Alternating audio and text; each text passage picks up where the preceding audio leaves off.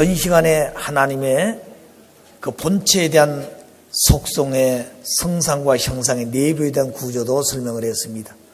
그리고 하나님 어떤 분인가 결론도 말씀을 통해서 지었습니다. 이제 그 하나님을 닮아난 인간들은 하나님같이 존귀하고 귀한 것이죠. 그래서 인간은 누구나 막론하고 존귀한 존재요. 인간은 신성한 존재요. 인간이 거룩한 존재라는 것을 누구나 표현하려고 하고 있습니다. 그럼 어째서 인간이 신성하고 왜 인간이 거룩하고 왜 인간이 존귀한 것인가? 그것은 한 분의 하나님으로부터 존귀함을 이어받았고 거룩함과 성스러움을 본체를 닮아 지었기 때문에 바로 인간들은 그런 자리에 세워졌던 것입니다.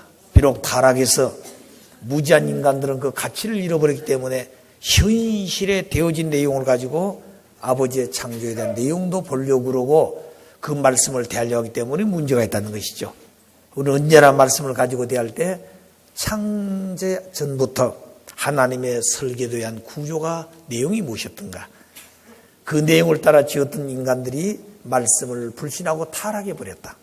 그 타락한 이후의 인간들의 모양은 어떤 모양의 내용이 무엇인가, 그 인간들이 다시 복귀 섭리를 하신다.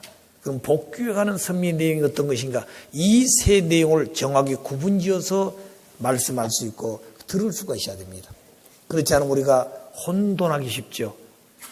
자, 그래서 개성의 존귀성의 근거, 하나님 안에서 왔기 때문에 그렇다. 이미 말했던 하나님은 성상과 형상으로 계신다 그랬습니다. 그 성상이 하나님의 마음적 부분이란다면 형상은 하나님의 몸에 해당된 부분입니다.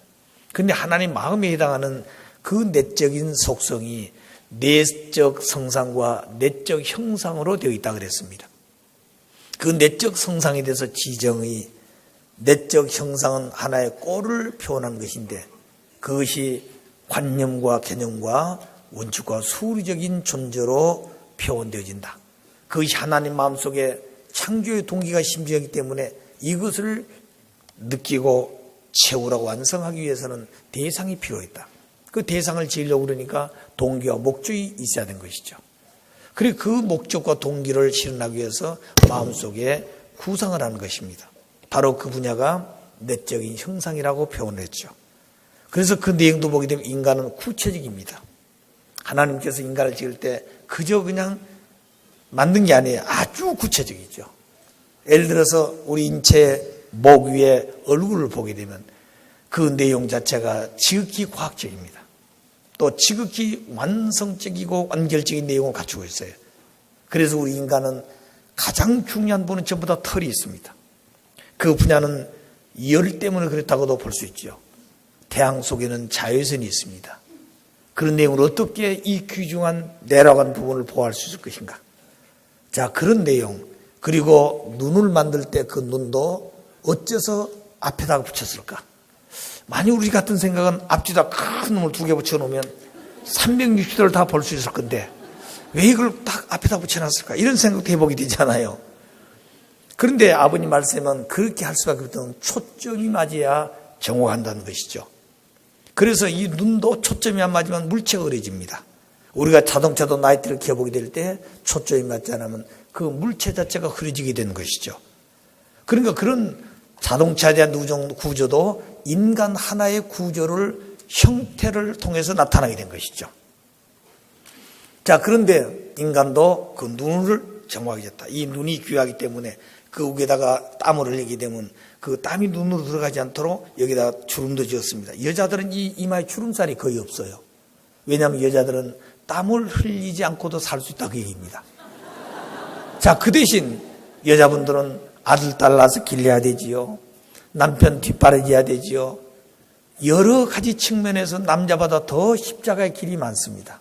그러나 그것을 기쁨으로 극복할 수 있는 것은 심정이 동기가 된 그 모체가 아버지보다는 훨씬 깊다는 것이죠. 왜? 아버지는 그냥 사랑가지고 심어만 놨어요. 어머니는 그 아기를 10달 동안 길러야 돼. 입도 떠야 되고 그 다음에 아기가 5개월 지나면 발길 어디 차기도 하고. 자, 이런 것을 전부 극복하면서 이제 마지막 해산달이 왔다. 사생결단해야 되는 것이죠. 자, 죽느냐 사느냐. 요새는 의사가 있고 병원이 있어서 그런 생각을 해요. 옛날에는 그런 것이 시골 없었기 때문에 탭도리에 신발을 벗고 어머니가 해산으로 방에 들어갈 때는 다시 몇 번이고 돌아왔다는 거예요. 신발을. 내가 다시 신발을 신을 수 있을 것인지. 이렇게 사생결단했다는 것이죠. 근데 그런 마음을 가진 어머니 때문에 그 A가 태어나면 그저 좋은 것입니다. A가 태어나서 응애하고 울면 아들이요 딸이요. 자, 그걸 보면서 울음소리는 다 이제 순간에 다 잃어버린다는 거예요. 그게 바로 사랑의 결실체이기 때문에 그렇습니다. 눈도 보게 되면 여기에 똑같지만 남자들은 이마에 주름살이 있어요. 땀이 흐르면 그것이 흘러서 옆으로 가야 되기 때문에. 거기다 또 이 이마 여기 눈썹도 이게 두두합니다. 얘가 일직선 된 사람이 거의 없어요. 이 앞에가 다 두두한다니 눈썹이 있네요, 분이. 그래서 그 땀이 다시 옆으로 흘러가게 되는 것이다. 그래서 그 내용을 다시 웃눈썹이 가려주고, 그리고 또 속눈썹이 있어서 공기 속에는 먼지가 있기 때문에 기류를 통해서 그런 먼지가 눈에 들어오면 안 되죠.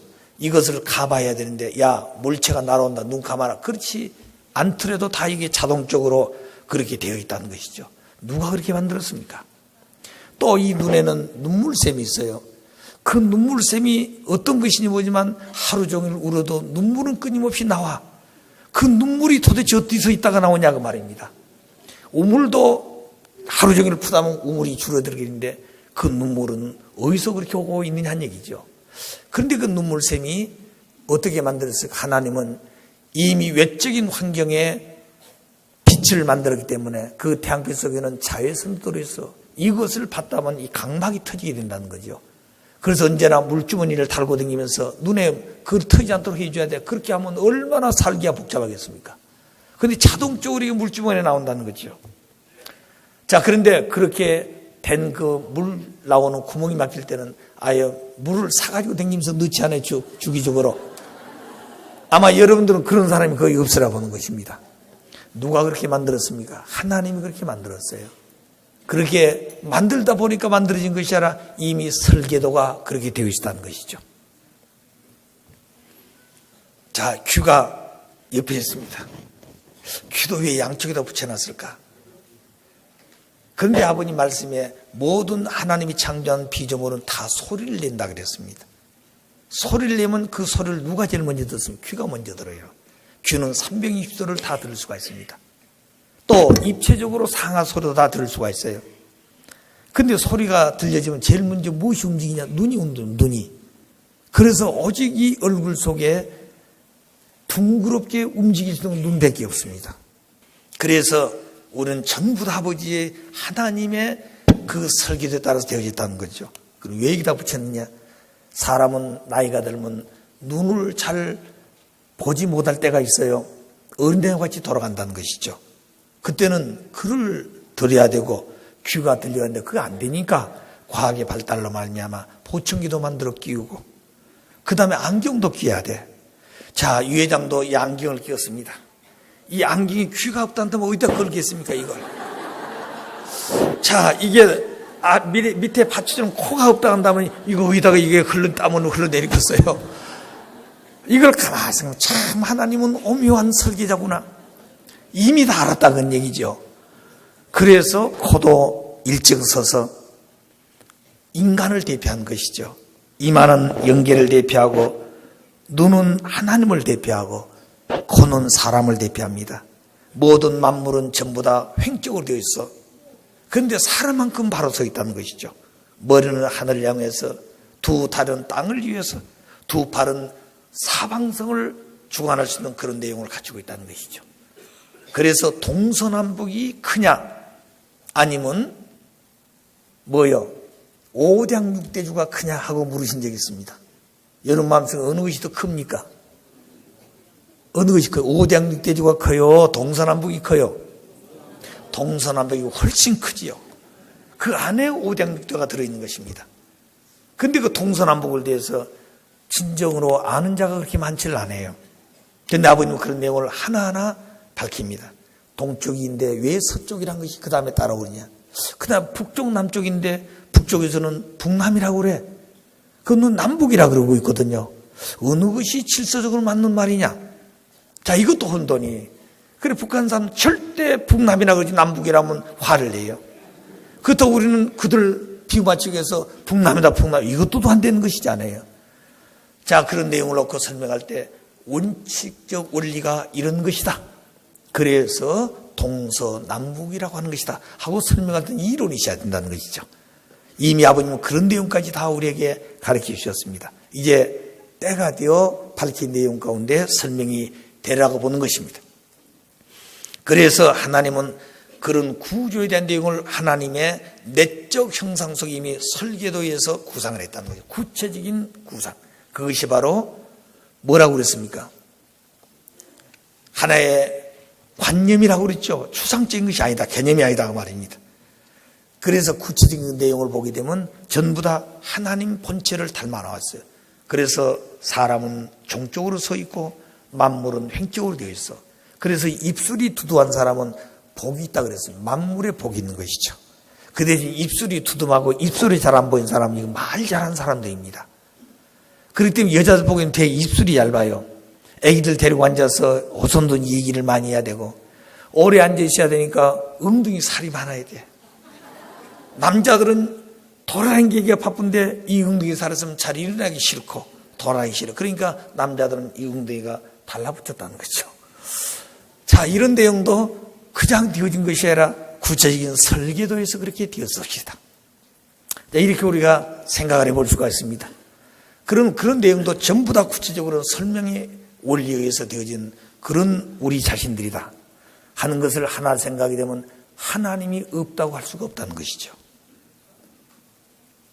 자, 그래서 하나님의 그 종기성이 내적인 하나님의 성상적 내용 가운데 내적 형상의 꼴을 가지고 나타난 실체들, 그래서 그 개체 하나하나는 하나님의 내적 성상도 담고 그리고 외적인 형상도 갖추었지만 우리 인간의 개체는 개별상을 가졌다 그랬습니다.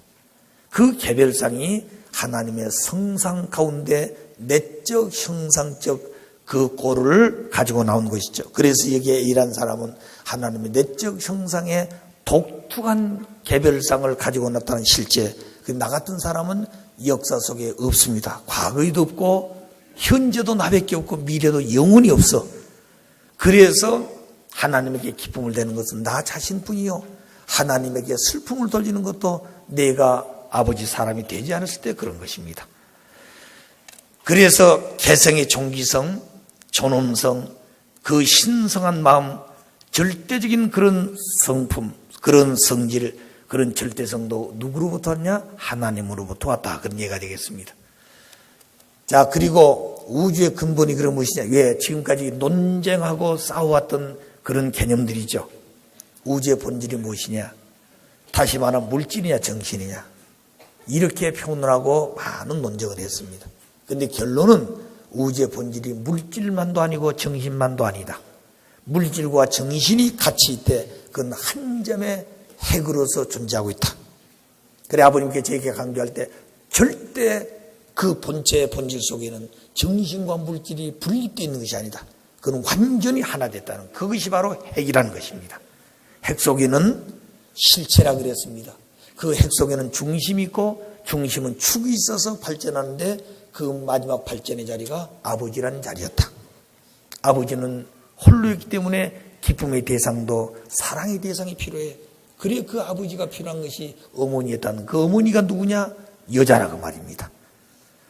자, 그런 내용도 우리가 하나를 설명할 수 있죠. 그래서 우주의 본질은 정신만도 아니고 물질만도 아니다. 왜 그런가 하는 것을 원리의 본체 대신 한 분의 하나님의 속성이 본 성상과 본 현상의 관계성으로 볼 때 완전 동일 요소로 되어 있다. 그러니까 하나는 정신으로 하는 물질인데 물질이라는 그 자체도 본질이 에너지요. 에너지는 무한하고 영원하다 그랬습니다. 그 에너지를 에너지답게 할 수 있는 어떤 동기와 목적이 있다는 것이죠. 그 내용을 우리 원리에서 내명성이라고 표현되었습니다. 그런 분야가 있다는 것이죠. 근데 그 보이지 않다고 해서 에너지를 물질로 규정하면 안 된다. 의미가 되겠습니다. 그래 그 예를 들어서 물과 수증기와 얼음은 액체, 기체, 고체로서 표현하고 있죠. 그러나 그 본질은 H2O로 되어 있습니다. 수소 두 분자, 산소 한 분자로. 그래서 이성성상론을 닮아서 지어놓은 실체에 되기 때문에 이성성상론은 동일체로 되어 있다. 그래서 이성성상론은 이원론이 아니라 유일론이다 하고 결론을 짓는 것이 우리 원리의 본체론입니다. 따라서 우리 인간들이 가지고 있는 마음과 몸 물질이 유심이냐 유물이냐 하는 싸움도 해왔습니다. 근데 그 근본은 본질에서 찾아, 본체에서부터. 그래서 본체된 하나님도 유심과 유물의 본체로 계시기 때문에 그 자체가 이원론으로 되어진 이성성상론이 아니고 통일체로 되어진 유일론으로 존재하신 분이다. 그러므로 그분을 닮아 나타난 인간은 유일론을 가지고 있다. 유일이다. 그 말은 유심과 유물이 하나 되어져 나타난 하나의 오직 실체. 그런데 그 자체가 유심론이냐 유물론이냐 논쟁을 해왔습니다. 유심론만도 아니고 유물론만도 아닌 유일론이라고 그런다. 그것을 사상적인 측면에 표현한다면 유심사상이냐 유물사상이냐. 그런데 그 자체는 유심사상만도 아니고 유물사상만도 아닌 둘이 합해진 사상인데 그것을 유일사상이라고 그런다. 그런데 그것을 오늘 역사 속에 나타나는 어떤 체제를 갖춘 주의로 표현했을 때 민주주의냐 공산주의냐. 민주주의는 백성이 주인이냐, 공산주의는 모든 생산을 공통적으로 해서 분배할 것인가. 이건 하나는 물질이요 하나는 정신이라고 볼 수 있는 체제인데 그 내용이 서로 하나 되지 못하고 싸우고 있는 것이다. 그리고 민주주의만도 아니고 공산주의만도 아니다. 과거에 70년대 우리 대학가에서 수 없는 논쟁을 해왔습니다. 그런데 그 많은 단체 가운데 유일하게 유심론적 입장에서는 보수적 입장에 선 것이 우리 원리연구회 학생들이었습니다. 그 나머지의 모든 단체는 전부 다 좌익권 아니면 그런 자리에 섰다는 거죠. 극대적인 싸움을 한 적도 있습니다. 그런데 그 내용들을 놓고 꽹가리를 치고 방해하고 선생이 들어와 있는데도 강의할 받을 수강생이 없어.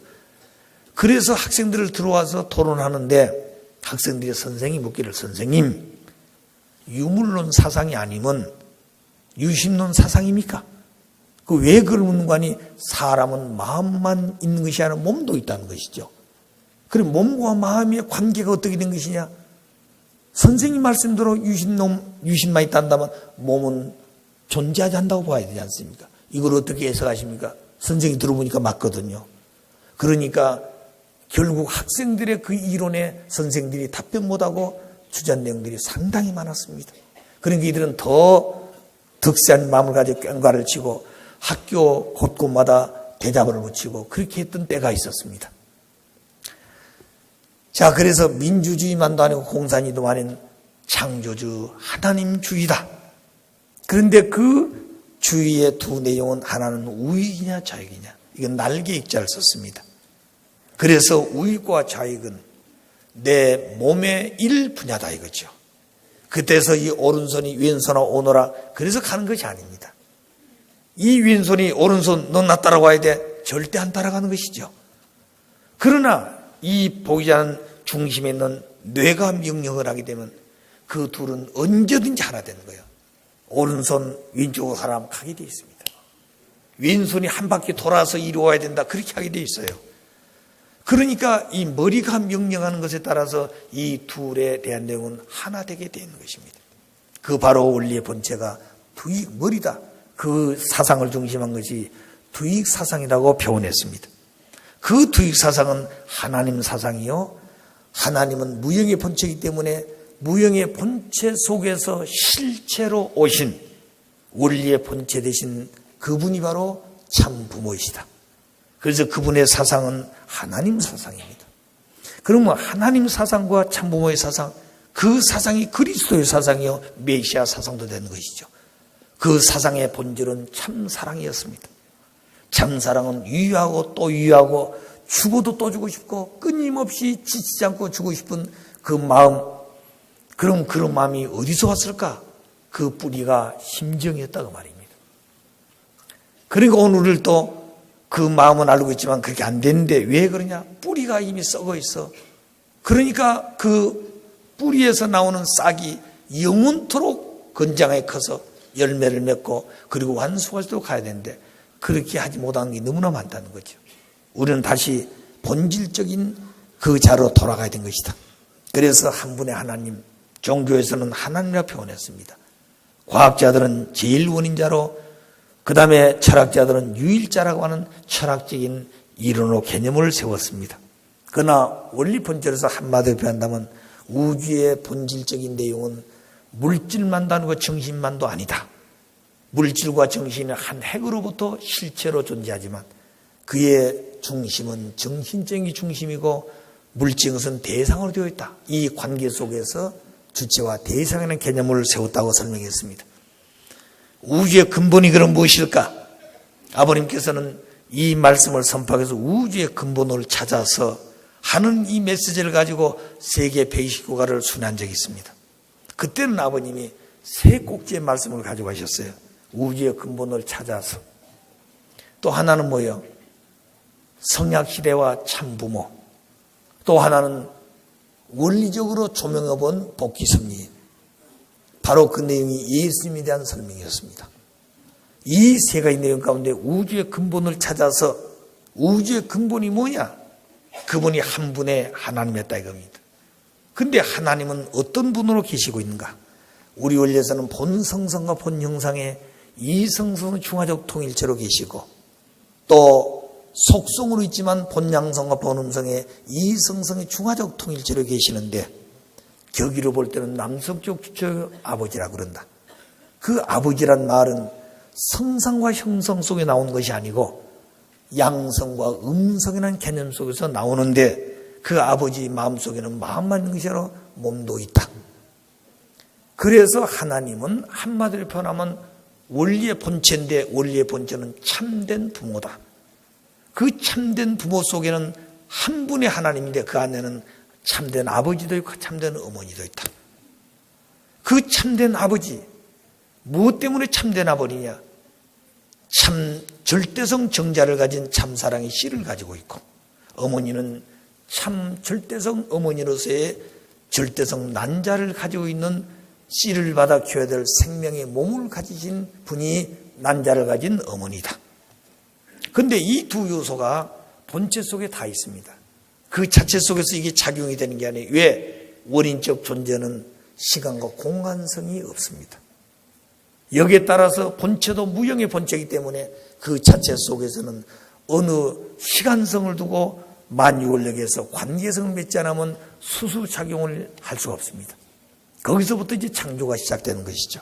그래서 하나님은 우주의 근본된 분인데 그분의 속성은 두 속성으로 되어 있다. 본성상과 본형상. 그럼 본양성과 본음성은 본성상 형상의 본성에 속해 있는 속성이다. 그래서 아버지도 만몸을 가지고 있고 어머니도 만몸을 가지고 있다. 근데 그 만몸이라고 하는 내용은 아버지 속에서 왔는데 남자 여자라고 하는 생식기 중심한 그 성은 역시 아버지 안에서 온 내용이다. 그래서 아버지 안으로 돌아가서 아버지를 닮은 본체의 실체로 나타난 우리들이 되지 않으면 안 되는 것입니다. 자, 그러므로 하나님은 심정과 참사랑, 인격적인 마음, 그것이 본성상의 마음이고 형상적 보자는 원리와 법도와 질서적인 하나님이다. 그러면서 본양성과 본음성에 대한 이성성상에 대한 내용은 참사랑, 참생장, 혈통의 절대성 본체로 계신다.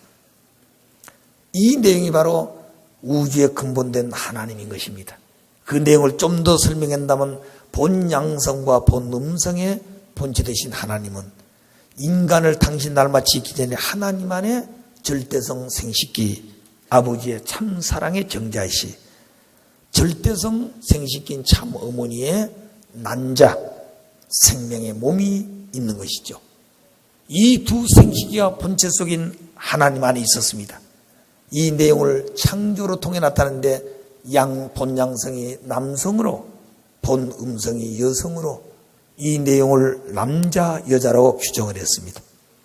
따라서 남자 여자가 탄생하기 전 하나님은 두 생식기를 가지고 계셨다. 그렇죠? 하나님이 두 생식을 가지고 계시다. 누가 하나님이 생식을 가졌다고 설명한 사람이 있습니까? 없어요. 이건 하나님을 바로 하시는 참 부모님만 그 말씀을 선포하고 나선 것입니다.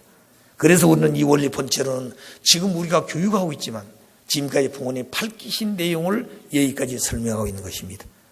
그 본체 되신 하나님의 무한하신 그 내용은 앞으로도 우리에게 끊임없이 아버님 주실 내용이 있어요. 그때마다 또 천부에서 교육과 가르쳐야 될 내용도 있게 될 것입니다. 그렇기 때문에 여러분 마음속에 이 원리의 본체로 이게 다냐? 그렇다고는 하지 않는다는 거죠. 그래서 그 내용의 첫 출발이 원리 원본은 천주를 꿰뚫어 보고 창조주 되신 하나님의 심정까지 꿰뚫을 수 있는 그런 내용이 바로 원리 원본인데 그 원리 원본을 안 잡았기 때문에 해설을 해준 것이 원리 해설이다. 그리고 원리 강론을 세웠어. 그리고 이제 그런 내용을 통해서 하나님을 알 수 있는 단계로 성숙해 왔습니다. 마지막에 그렇게 나타난 결과의 본체가 누구냐? 그분이 하나님인데 그 하나님은 우리의 인류의 참된 부모다. 그 부모가 어떤 분으로 계시냐 하는 것을 밝힌 것이 이 원리 본체론입니다. 그렇기 때문에 여러분 마음속에 아이고 그것이 다입니까? 저는 그렇게 생각지 않습니다. 그러나 한 가지 우리가 생각한 것은 원리 해설과 원리 강론도 아버지가 밝힌 원리 원본에 기인하고 있어요. 거기에 뿌리를 두고 있는 것입니다. 거기서 무수한 아버지 말씀이 다시 우리에게 주어질 것입니다. 원리 강론도 그런 면에서 밝혀진 이 말씀이 다가 아니고 또 새로운 말씀이 밝혀지게 된다. 오늘 원리 본체론도 본체에 대해서 누구도 확실하게 한 자가 없습니다. 그건 아버님만이 아시기 때문에 우리들을 심령과 지능이 발달하고 환경에 따라서 그 말씀을 자꾸 주오는 내용이 있을 것이다. 제가 볼 때는 아버님은 이미 너에게 다 가르쳐줬다 그랬습니다. 다 가르쳐준 내용을 모르니까 그것을 해설하고 그 분야를 또 설명하고 또 해설하고 원리 본체를 해설하고 계신 것이 아버님이. 아시겠어요? 자, 그러니까 그 내용을 들으면서 야, 이게 또 뭔가 이렇게 의아하게 생각해서는 안 된다고 말입니다. 그래서 하나님은 인간을 짓기 전에 당신 안에 두 생기를 가지고 계셨다. 근데 그 두 생식기를 가지고는 자식을 번식할 수 없으니 당신을 닮아 실체로 전개했다. 그 실체 속에는 마음과 몸을 가지고 있고 남성 여성의 생식기를 하나님을 닮아서 오목볼록으로 나왔다. 그리고 인간은 남성과 여성으로서의 생식기를 기준해서 표현했습니다. 그런데 그 생식기의 주인은 누구냐? 내가 가지고 있는 내가 주인이 아니고 상대가 주인이다. 그래서 아담의 생식기는 해와 것이고 해와의 생식기는 아담이 주인이 된다. 그러면 아담의 생식기는 종적으로 볼 때 누가 주인이냐? 생식기에 본질된 하나님이 주인이라고 말입니다. 그렇기 때문에 생식기를 주인을 찾아서 창조의 설계도가 이렇게 되었다 하고 가르쳐주고 싶었던 것이 하나님이 완성한 아담애를 바라보신 소망이었어요. 그런데 그 자리에 오면서 하나님은 생식기의 주인을 엇바꾸어 지었다는 것을 밝히지 못했습니다. 이게 하나님의 한이었어요. 그리고 오늘 세상은 질서가 사랑으로서 수없이 혼돈이 왔습니다. 그래서 아버님은 처음으로 우리 교제 교본 가운데 평화신경이 있습니다. 처음에는 그 내용을 평화훈경이라 그랬어요. 나중에 하나님의 말씀으로 신경이라 바꿨습니다. 그 내용 보게 되면 1절에서 4절, 5절에 보면 그 안에는 참 부모님이 거셔야 할 노정인데 그것이 절대성 본체라는 말하고 절대성에 대한 내용이 나옵니다. 그래서 하나님이 아담을 지을 때 생식기의 주인을 엇바꿔 지었기 때문에 그 생식기의 주인이 엇바꿔 지었다고 하는 그 본체가 아담에 가리켜야 돼요. 그래서 그 내용을 처음 들은 아담에는 그 내용이 원리의 길이라는 것을 알고 그 길을 따라가는 것입니다. 그리고 너희가 생식기의 주인이 자기 자신이 아니라 상대라고 했을 때 그 두 사람이 횡적으로 볼 때는 생식기 주의가 엇바꿔졌지만 정적으로 볼 때는 아버지가 주인이다. 그래서 채를 쓸 때까지는 너희들 마음대로 따먹으면 안 된다. 따먹는 것은 누가 따먹어야 돼요? 하나님이. 그래서 아담의 생식기는 선악과라고 그랬는데 그 주인이 누구였어요? 하나님이었다고 말입니다. 자, 그래서 그런 내용들을 우리는 다시 원리론, 원리 본체론 입장에서 본 모든 걸 다시 조명을 하다 보니까 이제 우리에게는 깊은 내용이 깃들게 된 것을 느낍니다. 그래서 하나님의 사랑에 의해서 남자 여자가 나타났는데 그 남자의 사랑과 여자의 사랑이 한 자리를 향해서 온다. 그러면 그 자리가 어디일 것이냐? 그게 생식기란 자리다. 그럼 하나님은 사랑의 본체인데 그 하나님은 어디서 아담을 만나서 하나 될 것인가? 그 자리도 생식기다. 그랬습니다. 아시겠어요? 자, 우리 여기에 선배 우리 사모님 가운데 아버님 말씀 가운데 하나님은 인간 속에 존재하고 운행한다. 하나님 내 안에 어디 계실까? 하고 기도를 많이 했다고 그랬습니다. 어느 경제 가니까 자기 손이 자기 생식기를 자꾸 가리키고 있더란 거지요. 야, 이게 무슨 뜻인가? 그리고 고민을 아버님께 여쭈었더니 그게 맞다고 그랬습니다. 그게 중심이에요. 여러분 성경에 보면 참 아주 시적으로 표현했습니다. 에덴 동산 중앙 가운데 보암스럽기도 하고 탐스러운 두 생명나무가 있었느니라. 정말로 그게 동산이에요. 아시겠어요? 자기 인체에서 가장 아름다운 동산입니다. 거기에 숲도 있지요. 거기에 샘물도 있지요. 거기에 대해서 그 오목과 벌럭이 만나게 되면 천하가 놀랄 만큼 환희에 기쁨도 들어있지요. 거기서부터 새 생명이 잉태하는 것도 있지요. 거기서부터 나라도 생기고 거기서부터 세계도 생겨요. 거기서부터 지상과 천상도 거기서 생기는 것이죠. 그렇게 거룩한 곳, 그것이 생식기였다 이거죠. 그게 한 자리에서 만나는 것입니다. 그것을 절대 잊어버리면 안 돼요. 절대 잊어버리면 안 됩니다. 그러면 여러분 화장실에 가면 제일 먼저 무엇을 귀하게 해야 돼? 생식기를 귀하게 해야 돼. 일하다가 바쁘니까 뛰어가서 일 다 보고 나오면서 손 씻고 나온다. 물론 그것도 해야 되죠. 더 중요한 것은 손에 묻었던 여러 가지의 문제를 깨끗이 씻고 들어가서 소변을 보고 이를 보고 나오라. 그런 얘기가 되겠습니다. 이런 얘기를 했더니 미국의 한 교구장이 야, 그렇습니다. 자기들 지금까지 그저 바쁘니까 나가서 그냥 소변 보고 이렇게 했는데 알고 보니 나올 때 손을 씻는 것이 모든 생활의 규범을 알고 있는데 그렇게 하는 건 좋지만 그 자리에 가기 전에 깨끗하게 손을 씻고 거룩한 부분을 만지라. 그런 얘기입니다. 그러니까 그게 맞다는 얘기죠. 자기 자식도 앞으로 어떤 대학을 보낼까? 그리고 자식 교육기에 고민했는데 알고 보니까 절대성 교육을 시키지 않으면 아무런 의미가 없다는 것이죠. 자, 그런 내용도 오늘 우리가 다시 한번 이 내용을 통해서 깨닫게 됩니다. 그러므로 사랑함으로 삼자가 하나 되는데 그 자리가 바로 생식이란 자리다. 인간을 그러면 하나님이 창조한 목적이 무엇일까? 세 가지가 첫째는 채를 쓰기 위해서. 하나님은 무형의 본체로 계십니다. 당신을 닮아지는 모든 비유성에는 전부 실체를 가지고 있어요. 그러므로 모든 만물세계의 영장에 주어진 인간도 실체가 있으니 그 인간의 아버지 된 하나님도 실체를 가지고 나타나야 돼. 그래서 채를 쓰기 위해서 인간을 지었다. 그리고 실체를 통해서 사랑하기 위해서. 그래, 실체를 사랑한다는 말은 아담에가 성숙했으니까 아담에를 아들딸로 사랑한다. 그런 의미도 되지만 하나님이 그 채를 쓰고 아담에가 사랑할 때 그 아담의 사랑의 기쁨은 훨씬 차원 높은 본성의 아버지의 사랑이다 이거죠. 그 사랑이 감동된다면 아마 그 세계는 노관할 정도로 환희에 빠질 겁니다. 제가 옛날에 마포에서 목회할 때 아마 여기에 그때 우리 지금은 장로님이죠. 제가 이름을 공개하지 않겠습니다. 그 부부가 기도할 때 정말 동참하기 위해서 무단히 노력했어요. 그런데 그 부부가 정성된 터전 위에서 매일 밤 3일 행사하는 준비를 부모님이 매일 밤 영적으로 다 훈련시키고 40일 동안을. 그래서 그 내용을 매일 일기를 썼습니다. 두꺼운 책에다가. 그런데 그 내용을 다 듣고 보니까 이 두 부부가 아버님, 우는 3일 행사 잘못했습니다. 이 말씀을 듣고 보니 그러니까 아버님이 하신 말씀이 내가 이렇게 하려면 내가 너희들에게 시범을 보여야 돼. 아버지가 시범을 보이지 않았으니 너희들이 본문에서 가르친 말씀대로 믿고 있으면 되는 것이다. 이러더라는 거죠.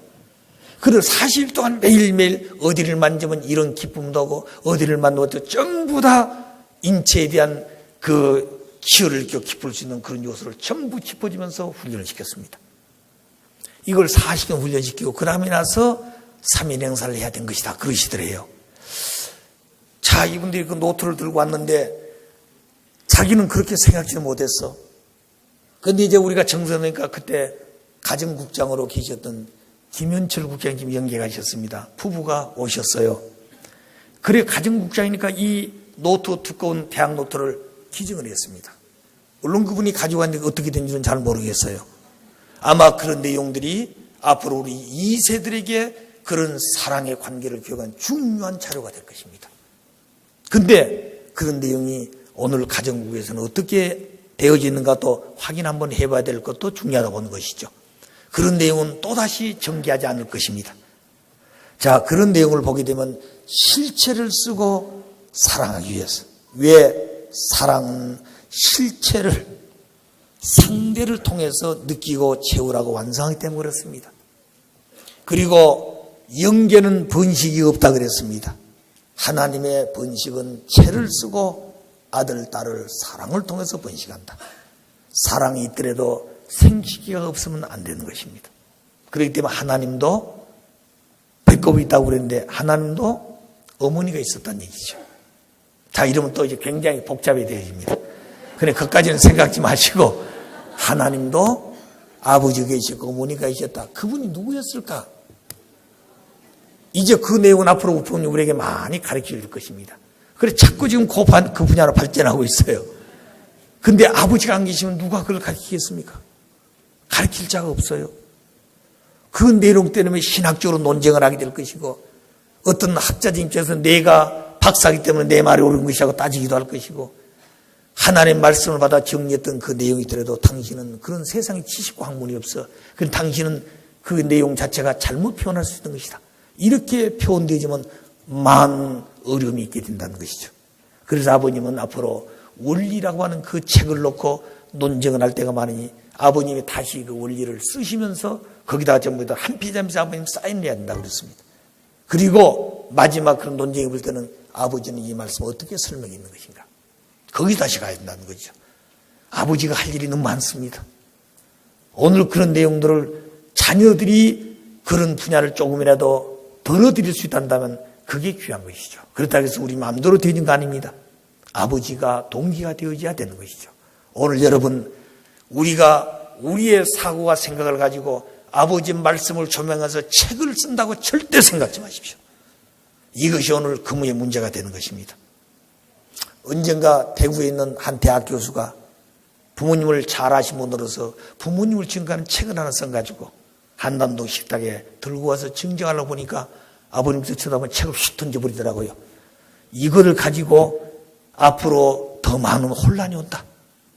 그래요. 남는 것은 오직 아버지의 말씀밖에 없는 것이 그 근본은 8대 교조교본 아버지의 자서전밖에 없다. 그랬습니다. 그러니까 무슨 이론을 만들고 무슨 가르쳐서 체제, 그건 잘못된 것이 동기는 아버지가 돼야 됩니다. 중심도 아버지. 그 아버지의 말씀을 중심에서 정리해서 아버지에게 확인을 받아야 됩니다. 그래야 되는 것이죠. 그러니까 우리 주변에서 이런 내용 저런 내용 얘기한다해서 절대 거기에 따라가면 안 됩니다. 참고는 할 수가 있겠죠. 그래서 원리를 흐르게 하면 안 되는 것이죠. 부모님이 인류의 교제 교본으로서 영원히 남겨진 8대 교제 교본의 그 원칙을 벗어난 범주는 안 되는 것입니다. 아시겠어요? 자, 그래서 사랑은 무엇인가? 개념이지 실제가 아니다. 사랑은 개념이지 실제가 아니다. 개념이라는 것은 뭐라고 그랬어요? 관념은 구체적이지만 개념은 추상적이라 그랬죠. 사랑 있습니다. 본자가 없어요. 느낌을 통해서 깨닫게 되는 것이죠. 그 혼자 앉아서 깨달을 수도 있고 느낌도 있지만 실체가 있으면 더 빨리 깨닫죠. 그래 나이 많은 할아버지가 80이 되어서 아무런 힘도 없어. 그런데 할머니만 옆에 나타나도 뭔가 마음속에서 작용이 벌어진다는 거죠. 할머니만 나타나도. 아시겠어요? 그 일본 같은 거 가게 되면 그 남녀 혼탕에 목욕탕이 있습니다. 그 탕이 큰 것도 조그맣게 해. 어느 날은 그 시골 목욕탕인데 가져가서 갔더니 아니 캄캄한데 보니까 할머니 할아버지가 혼탕에 앉아있어 모두. 자 이거 들어가야 되느냐 말아야 되느냐. 근데 그 밖에는 아주머니가 그저 팬티 하나 입고 왔다 갔다 하는데, 자, 이건 우리는 대단히 이해할 수 없는 환경들이에요. 근데 그 사람들은 자연스러워. 자, 화장실 앞에서 소변을 보고 있는데 여자가 와서 앞에서 일을 보고, 그리고 뭘 하고 있더라 이거죠. 우리는 사실 이게 부끄럽고 이게 잘못된 거라고 보는데 그들은 그런 거 없어요. 자, 그런데 그 할아버지 할머니가 조그만 탕 속에서 앉아서 얘기도 하고 저런 얘기했는데, 그것이 남녀의 음양에 대한 내용으로서 기를 받는 것입니다. 기를 받는 것이에요. 자, 그런 내용도 있더라 얘기입니다. 그러므로 사랑은 개념이지 실제가 아닙니다. 요새 부모님이 우리에게 뭐라고 그랬습니까? 통일교회 축복가정은 밤에 잠잘 때 옷을 벗고 자라 그랬죠. 여러분 옷 벗고 자십니까? 아버지 말씀이 그런데 아이고 그 옷을 벗고 어떻게 잡니까? 그러다가 아버님은 저희 간부들 만날 때 아버님 가끔 물었어요. 너희들 아버님 말씀 옷 벗고 자느냐 옷 벗고 자느냐? 아무도 대답한 적 없었어요. 근데 그 중에 간부가 제가 이름은 거명하지 않겠습니다. 하도 아버님 그래서 한번 해봐야 되겠다 하고 두 부가 옷을 벗고 자는데 언제나 문을 잠그고 잤대요. 근데 어느 날 지나가다가 문을 잠그지 못하고 잤어. 손자가 아침에 일찍 일어나가지고 할아버지가 문을 열고 들어왔는데 할아버지 할머니가 옷을 벗고 잠을 자고 있다 이거죠. 그래서 그분 얘기가 손자 손녀에게 들켰습니다. 얘기 그러니까 아버님과 넉장대소를 하신 것이에요. 그런데 그 다음부터는 너희들 벗고 자느냐 얘기 안 하시더라고요. 자, 저는 그 말씀을 듣고 왜 옷을 벗고 자라고 그랬을까? 그러면서 거기다가 다시 부언한 말씀을 주신 것이, 남자 여자가 나이가 들면 사랑할 수 있는 힘이 없어져. 그러나 어린 청소년 때 사춘기 지나서 결혼했을 때 그 젊을 때는 왕성한 것이죠. 하룻밤에도 밤을 새면서 사랑하고 싶은 마음이 충동된다고 말입니다. 남자는 1시간 되기 전에 47분에 몇 분이면 작용한다 그랬습니다. 자, 그렇게 되면 하룻밤에도 몇 분이나 작용하겠습니까? 그러면 그것을 받아준 여자가 됐는데 여자가 못 되니까 그 다음에 아이고 죽겠습니다 하고 도망간다는 거지요. 그래 아버님한테는 내가 미국에 많은 사람을 결혼시켰는데 여자가 한 번에 아버님한테 상담을 하더라는 거지. 상담을. 그 상담 내용에 아버님 저는 못 살겠습니다. 왜 못 사느냐? 하룻밤에도 수번을 사랑하자고 그러는데 그 사랑은 도수가 시간이 많으니까 자기는 벌써 의식을 잃어버릴 정도로 죽을 지경이라는 거죠. 그래 그게 좋은 것인지 기분이 잘 모르겠습니다 이거죠. 자, 그래서 아버님 그 얘기를 듣고 어떠해야 되겠습니까? 마지막 10일 때 그 남자를 불러가지고 호통을 쳤다는 거지요. 자, 그래서 둘이 나중에 잘 사느냐 물어봤더니 처음보다는 좀 낫다고 그러시더라는 거죠. 근데 오늘 우리는 그런 과정은 겪어보지 않았죠. 그런데 왜 옷을 벗고 자라고 그랬을까? 그것은 아버님의 생활의 철학에서 나온 내용입니다. 누구나 그 말씀을 못 가르쳐줘요. 사람이 70이 되어지게 되면 사랑하고 싶어도 마음은 움직이지만 몸이 움직이질 않아요. 우리 나이 집안은 그렇죠? 솔직히 살자고요. 안 돼! 자, 그래서 세상 사람들은 젊은 사람을 찾아가서 외도하기도 하고 무슨 권태기냐고 소리지기도 하고 안 맞으면 남자가 바람이니까 나도 바람 피워야 되겠다. 이래서 문제가 되는 게 많지요. 우리는 절대 죽어도 그런 자를 못 가는 것입니다. 그럼 어떻게 해야 될 것인가? 우리가 열매를 볼 때 열매는 꽃 속에 씨방 속에서부터 생깁니다. 꽃가루버지 하면 꽃잎이 떨어지고 향기가 멎지게 되면 그 꽃 속에 들어있는 모든 실체가 씨방을 통해서 커지게 되는 것이죠. 그 씨방에서 크는 그 열매가 완성해야 됩니다. 다 커야 된다는 거죠. 그렇다고 해서 맛이 들었냐? 아직 안 들어서. 그래서 완숙해야 될 기간이 있습니다. 맛이 들어야 된다는 것이죠. 그래서 비로소 그 열매는 씨가 있고 그 열매로서의 맛이 있는 것이죠. 그럴 때 그 열무는 나무로서 사명을 다했다 그런 것입니다. 그럼 우리 인간들은 육신은 나무에 비유했고 영인체는 열매에 비유했죠. 그러면 그 나무 열매가 완숙되기 위해서는 어느 순간만 영양 공급을 하고 완성하기 위한 것이 아니라 24시간 그 나무는 열매 하나를 위해서 희생하고 살고 있는 것이죠. 우리 인간도 육신을 쓰고 영인체를 성장 완성시켜 돌아간다 그랬습니다. 그런데 그 영인체가 어떻게 해서 완성할 것인가? 육신을 쓰고 있을 때 병들지 않도록 잘 길러야 된다는 거죠. 그런데 그 열매는 사랑의 열매입니다. 그런데 사랑의 열매가 완숙해야 될 시기가 됐는데 사랑이 할 힘이 없어. 그러니까 문제가 될 때가 있다는 거죠. 그래서 아버님은 그때는 권태기라고 하는 것이 있는데 그렇게 해서 세상 속에 눈을 뜨고 뭘 찾으려지 말고 두 부부 속에서 찾아서 완성해야 하는 것이다. 그래서 두 사람이 옷을 벗고 살을 맞대고 힘이 없지만 두 생식기를 붙들고 옛날에 좋아하던 그때 감정을 유발해 봐라 그 얘기요. 아시겠어요? 옛날에 생각했던 그걸 생각하면서 생기를 두 사람에 붙들고 생각해 보라 얘기입니다. 그게 여러분 철학 중에 철학이요. 그게 장난삼는 말이 아닙니다. 그 내용을 통해서 영인체가 죽을 때까지 완성한다는 거예요. 무슨 완성이요? 사랑의 완성이요. 심정의 완성이다 그 말입니다. 근데 열매가 만일 다 커가지고 완숙해야 될 시기에 열매가 나무에 떨어졌다면 완숙되지 않죠. 쓰레기 되어가야 되는 것입니다. 우리 인간도 육신 쓰고 영인체가 다 컸더라도 완성한 것은 사랑의 완성이 돼야 되는 것이죠. 그래서 연기 가면 두 사람이 만나면 좋아하고 여보하고 껴안으면 그 포옹이 지상보다 더 감정적으로 강해지는 것이죠. 지상에서 그걸 못했으면 연기 가면 힘이 빠져버린다고 그랬어요. 아무리 미녀가 있더라도 여보하고 끼안에도 손이 힘이 쭉 빠져버려요.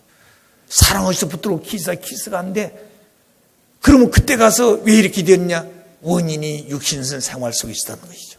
그래서 부부는 영원토록 하나 되어야 되고 영원토록 한 길을 가야 되니 그 자는 평화와 통일과 기쁨과 행복이니 그 부부가 그런 자리를 거쳐서 완숙해서 오너라. 그리고 만일 두 사람이 똑같이 죽을 수가 없어. 먼저 가면 먼저 가신 분을 붙들고 자녀들 그냥 시세를 다 하고 그리고 그 자녀들 다 나가라고 넣고 그리고 그 먼저 보는 주차 앞에 부인이 살아있을 때처럼 쭉 만지고 좋아하던 그런 모양을 다시 키스도 하고 그렇게 해서 마지막 생식기를 붙들고 기도해서 보낸다 그랬습니다. 우리가 만났던 것은 이 생식기 때문에 만났고 이 생식기 때문에 하나님의 창조한 가정이 시작되었고 여기서 우리의 실체를 영속시키는 아들, 딸이 여기 생겼으니 우리가 이걸 붙들고 기뻐하고 이것 때문에 때로는 싸움도 있고 이것 때문에 이제 우리는 영혼의 기쁨을 가지고 영원한 세계에 가야 되는데 그렇게 마지막 기도해서 보낸다는 거죠. 그래 먼저 가십시오. 나도 뒤따라가면 이걸 붙들고 당신을 찾아갑니다. 그 얘기요. 여러분 그래요 안 그래요? 그런 내용이 있다는 것입니다. 자 그러므로 말미암아 아버지 같은 그 마음 아버지가 가르친 대로 우리가 어떻게 살아갈 것인가 하는 것을 다시 한번 생각을 해 봐야 되기 때문에 이런 말씀을 드렸습니다. 그래서 저는 그 말씀을 받으면서 야 아버지가 왜 나이가 들었는데 왜 살을 맞대고 그걸 붙들고 젊었을 때 사랑하던 마음을 유발시키면서 살아 그랬을까? 사랑이 열매가 된 영인체를 완성해 가야 될 길이 남아있기 때문에 그렇다. 그렇습니다. 자, 그렇기 때문에 이제부터 우리는 안팎으로 이런 내용을 통해서 지금까지 들었던 내용들이지만 잘 모르는 내용들이 많았습니다. 왜? 원리의 본체를 잘 몰라서 원리의 본체를 닮아서 원리 본체 속에 돌아가지 않으면 안 되기 때문에 우리는 이런 교육을 아버지 말씀을 통해서 하나하나 배우고 또 그걸 정리해가면서 그 실체가 되도록 노력하고 있는 것입니다. 그 다음에 유일 사상이 무엇인가? 왜 본체로 이 말씀을 듣느냐? 앞으로 어차피 우리는 주체 사상과 유일 사상을 놓고 한바탕 벌려야 됩니다. 누가 주체냐? 누가 유일이냐? 아버님은 북한에 가셔서 그 말씀을 주도했던 주체자라고 생각했고 유일자라고 생각했던 김일성 수석을 만나서 인간은 주체가 될 수 없고 유일자가 될 수 없다. 유일 사상, 주체 사상 그걸 붙이려면 앞에다 하나님을 붙여라. 하나님 주체 사상. 아니면 하나님의 유일 사상이라. 그러면 됐지. 하나님 빼버린 주체 그 다음에 유일 사상은 없는 것이다. 이것을 아버님이 공개하고 비판했다 이거죠. 오늘 북한에 가서 그 말씀 한마디 잘못하면 거기서 총살당합니다. 나오지를 못해. 그것도 의사당에 가서 북한에는 모든 각 기관의 정보 요원들이 다 와서 거기는 총을 들고 서 있고 그런데 아버님 책상을 치면서 선하는 것이죠. 아버지 말씀이 그 한때밖에 없었다. 그때 내가 안 갔으면 김일성이 죽고 나면 누가 그 잘못된 것을 바로잡아서 설명할 것인가. 후손들을 설명하네. 그래서 본인을 만나서 잘못된 것이 이것이요 하고 가르쳐야 된다는 얘기죠. 자, 그렇기 때문에 아버님은 우리가 생각할 수 없는 자리에 가는 것이죠. 제가 그때 경기도 연합회장 올 때 석양길에 이제 서울로 출퇴근하고 돌아오는 때가 있어서 고속도로에 라디오 들어보니까 부모님이 북한에 입성했대요. 아, 이게 큰일 났구나. 누가 납치했는 것인가? 이렇게 나중에 점점 뉴스 들어보니까 납치한 건 아니에요. 자, 그래서 일주일 동안에 계시면서 여러 가지 사연들이 참 많지요. 그때 그 박보희 씨 총재님하고 김효일 씨가 두 사람이 거기 앉아서 듣고 있는데 오금을 피울 수가 없다라고 그랬습니다. 왜 그러냐? 이제 우리 죽었다 이거죠. 근데 그들은 우리처럼 아버님 몸을 한 차에 태우질 않는다는 거죠. 아버님은 아버님 한 분만 태우고 자기들이 지금 주인 노릇에 어머님 태운 대로 주인 노릇에 아버님은 벌써 이걸 생각했다는 거죠. 옆에 하는 사람이 자기도 뭐 주사 한 딱 넣어놓으면 그 다음에 아버지가 그러게. 그리고 가다가 세워놓고 연세가 들어서 좀 피곤한 것 같습니다. 병원에 가야 돼. 그리고 가게 만든다는 거죠. 아버님 벌써 그것까지 생각했다는 것입니다. 그런 자리에서 이 말씀을 선포하면 죽기를 각오하지 않으면 안 되는 것이죠. 이것을 정리하지 않으면 아버지는 원리의 본처로서 아버지를 바로 세울 수가 없기 때문에 생사를 결단하면서 그 자리에 들어가서 외친 것입니다. 그때 박보희 총재님이 영어로 쪽지 하나를 써서 피터김이 보내왔더래요. 그 사람도 영어를 모르는 줄 알고. 그 내용을 피터김이 소개하는데 이제 우리 죽었다. 그 내용이었다는 거죠. 그러고 나니까 이 피터김 다리가 후두들 떨기 시작하는데 그전에는 그래도 선배가 있으니까 그걸 보고 괜찮았는데 아 이분이 그러니까 자기는 더 죽겠다는 거죠. 아버님 말씀은 아버님은 청 나가버렸습니다. 그러고 나니까 단칸부대로 와서 당신들 이제 죽었다. 이것권도 좀 우리가 가지고 있어. 당신들 살아가고 싶으냐? 그래 돌아가 봐라. 그래 공중에 띄워놓고 미사일 한 방에만 공중에서 분해해버린다고 이러더란 거죠. 자, 그 얘기 들으니까 우리 죽는 것은 문제가 아닌데 부모님이 다치면 이거 큰일 났구나. 자, 이 생각을 하니까 기가 막힌 거죠. 그런 과정도 있었다고 말입니다. 그래 돌아와서 여러 가지 얘기하니까 어느 간부가 아버님 호랭이 잡기 위해서 호랭이에 굴 속에 들어갔다 왔습니다. 그러니까 야 이놈아 내가 호랭이 굴 속에 갔다 온 것이 아니라 호랭이 아가리 속에 들어갔다 왔다. 그랬어. 아가리 속에서 오는데 아가리 다치면 손 잘라져 버린다는 거죠. 그렇게 절박한 마음을 가지고 갔다는 것이죠. 아버지가 가는 동기가 다르고 목적이 다릅니다. 서양산 북한 갈 때 그들이 가는 동기와 목적이 달라요. 어느 우리를 또 어디 간지가 동기와 목적이 달라야 된 것입니다. 누구 중심에서? 아버지 중심에서. 아버님은 어디 간지 하나님이 동기가 되었습니다. 하나님이 중심입니다. 섭리의 뜻을 맞춰가는데 프로그램의 말씀의 주인 되신 분이죠. 자, 그런 내용도 우리가 생각해 볼 때 여기에 주인된 사상, 유일사상이라는 게 뭘까? 한마디로 부자사상입니다. 천지의 근본 법도가 부자의 법도라고 그랬습니다. 따라서 하나님을 창조주로만 믿는 것이 아니라 아버지로 믿고 모시고 섬기는 것이 유일사상이다. 하나님은 관념적인 존재가 아니라 인간의 부모, 부자의 관계를 계시고 창조주 하나님 인간의 부모이시며 나의 부모님이시다. 이 사상이 유일사상이다. 이 사상이 그냥 말로만 하는 사상이 아니고 부자의 사상이란 이 사상이 절대적이라는 것이죠. 그러면 하나님의 사상에 부녀 사상이라는 말이 있던가요? 부자 사상이라고 그러죠. 모자 사상이 중심이라는 말이 있던가요? 모녀 사상이 중심의 말이 없습니다. 그 결론은 부자 사상을 생각한 것이죠. 그래서 무용의 핵으로 계신 한 분의 그 본체가 실체인데 거기는 중심이 있고 중심은 뭘 가졌다고요? 핵을 가졌던 그 자리에는 종대가 있다는 거죠. 그 종대는 뿌리에서 나오는 종대입니다. 거기에 근본은 열매가 뭐냐? 아버지란 이름이었다. 자, 그 얘기도 했습니다. 그래서 부자라고 하는 이 사상, 그건 절대적이고 빙의할 수 없어. 그런데 그걸 사탄이가 먼저 흉내내서 거짓된 이론을 세웠습니다. 이게 잘못됐다고 가르쳐 준 것이죠.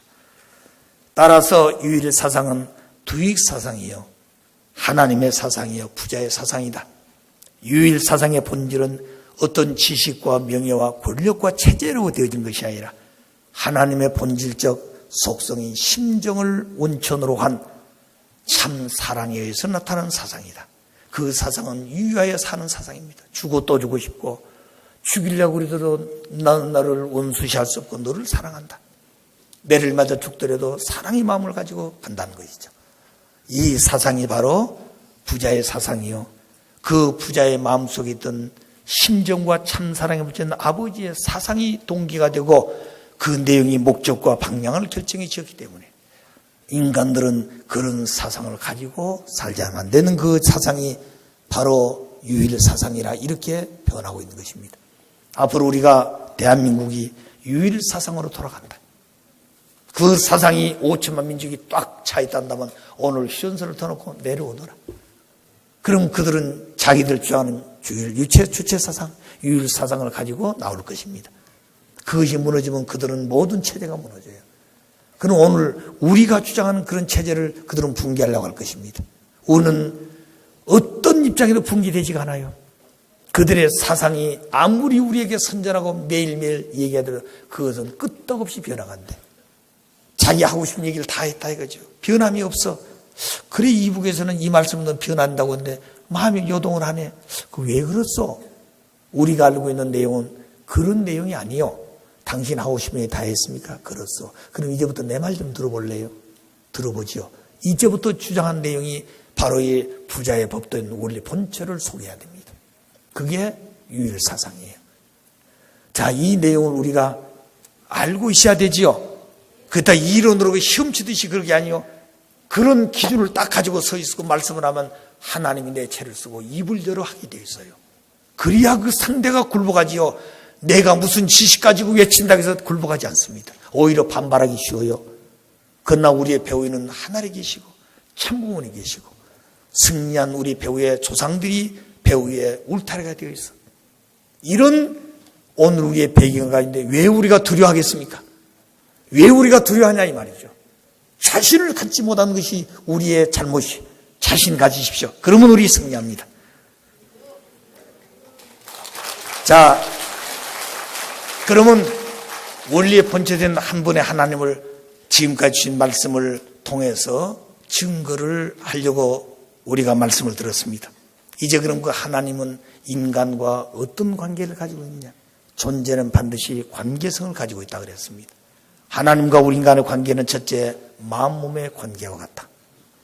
따라서 인간은 제2의 하나님적 가치를 가졌는데 몸은 마음을 전개해 놓은 실체라고도 볼 수 있습니다. 그래서 마음을 제1마음이란다면 몸은 마음을 탈 만한 제2마음이라고 표현하죠.